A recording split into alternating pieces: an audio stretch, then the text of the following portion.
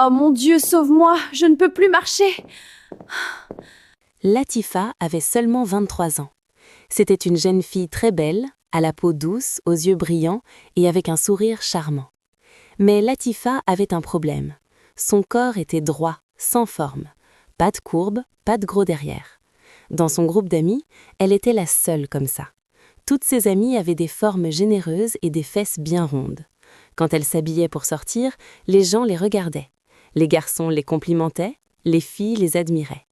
Latifa, elle, restait toujours silencieuse, à l'écart. Au début, ça ne la dérangeait pas. Mais les mots des autres sont des armes puissantes.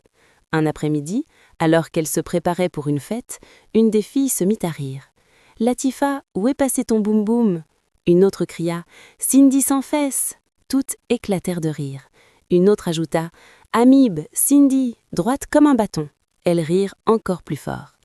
Latifa afficha un sourire forcé, mais au fond d'elle, quelque chose se brisa.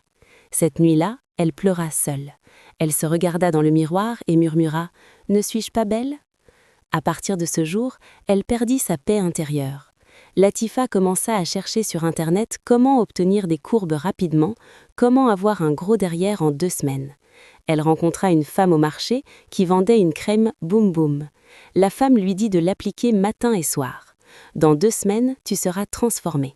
Latifa paya avec ses économies. Chaque jour, elle appliqua la crème. Elle attendit. 1 semaine passa, puis 2, rien ne changea, pas même un peu. Ses amis se moquèrent à nouveau. « Ha ha ha, Latifa, ta crème t'a trahi, l'amib est toujours là. Amib, tu resteras à jamais Cindy sans fesses » rirent-elles encore plus fort. C'est là que la frustration se transforma en désespoir. Une nuit, Latifa rencontra une fille en boîte de nuit.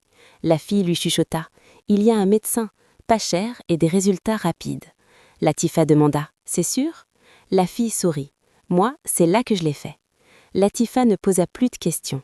Elle ne prévint pas sa famille et suivit l'adresse. L'endroit était caché dans un vieil immeuble. Pas de panneau d'hôpital, pas d'infirmière, mais l'homme portait une blouse blanche. Il dit « Tout ira bien ». La peur frappa à sa porte, mais la pression des autres la poussa à entrer.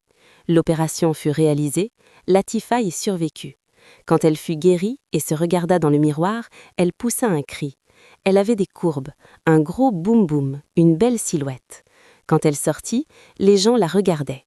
Ses amis étaient sous le choc. « C'est Latifa ? Regardez-moi ses formes. Mon Dieu, depuis quand ?» Pendant 3 mois, Latifa profita de son nouveau corps. Elle portait des robes moulantes, elle marchait avec assurance. Elle souriait de nouveau. Mais le danger guettait silencieusement. Un matin, Latifa remarqua quelque chose d'étrange. Un côté de son derrière semblait lourd. Elle l'ignora.